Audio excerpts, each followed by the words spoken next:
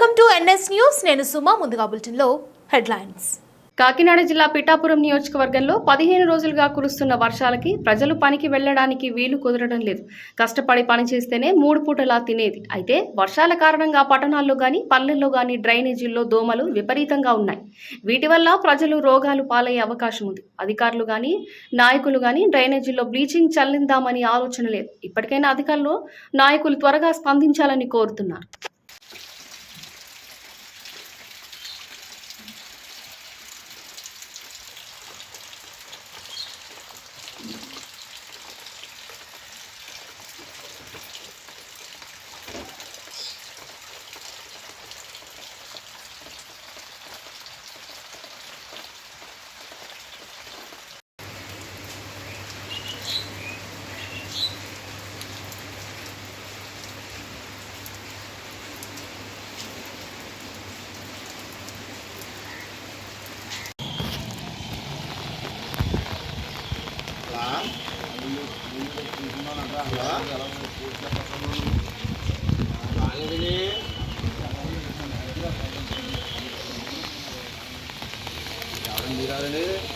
Pati dagang